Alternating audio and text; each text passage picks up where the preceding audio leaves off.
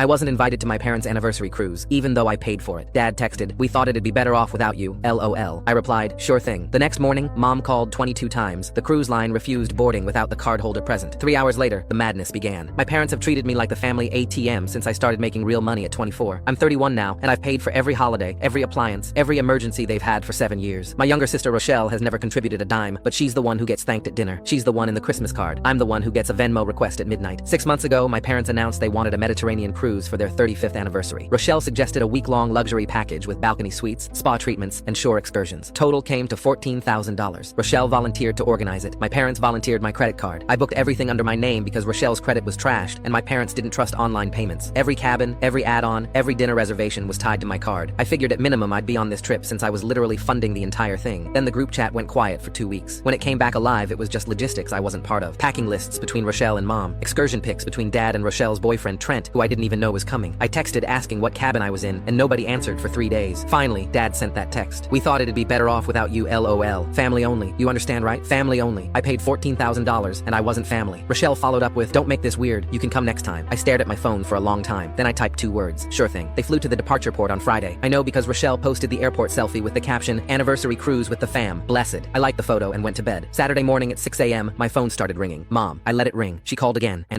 again. 22 missed calls before I picked up on the 23rd. She was hysterical. "They won't let us board. They're saying the cardholder has to be present or provide authorization. You need to call them right now." I sipped my coffee. "That's their policy. Fraud prevention." "Then authorize it. Call them and tell them it's fine." I could do that. I took another sip, but I'm not going to. Dead silence. Then Dad grabbed the phone. "What kind of game are you playing? We're standing at the terminal with our luggage. Fix this now. I'm not on the trip, remember? Family only. This is not the time for your tantrum. Authorize the booking or I swear." "Or what? You'll uninvite me twice?" Rochelle was screaming in the background. "He's ruining everything. He always has to make it about himself." The cruise line wouldn't budge. No cardholder present. No authorization over the phone for international bookings of that size without 30-day advance written consent. I knew that when I booked it. I'd read every line of the terms 6 months ago and filed that information away like a grenade I hoped I'd never use. 3 hours in, Rochelle called me directly. Her voice was completely different now, sweet and desperate. "Hey big bro, I know things got miscommunicated, but we really want you here. Can you fly down and authorize it? We'll reimburse you for the flight. You'll reimburse me for a last-minute flight, but couldn't include me on a trip I paid $14,000 for?" She went quiet. Then the sweetness vanished. "You're pathetic. You use money to control people because nobody actually wants you around. That's why we didn't invite you." I waited until she was done. "Cool. I'm canceling the whole booking now. Full refund back to my card in 5 to 7 business days." The scream that came through my speaker could have shattered glass. I called the cruise line and canceled everything. $14,000 back to my account. 4 people stranded at a cruise terminal in Barcelona with luggage, no hotel, and return flights that didn't leave for 8 days. Mom called one final time that evening. Her voice was quiet and broken. "We're sleeping in the airport tonight. Are you happy? I thought about 7 years of being the wallet they opened whenever they needed something and the door they closed whenever they didn't. I'm not happy," I said, "but I'm done." I hung up and blocked all 3 numbers. The refund hit my account on Wednesday. I booked myself a solo trip to Iceland. Nobody called because nobody could.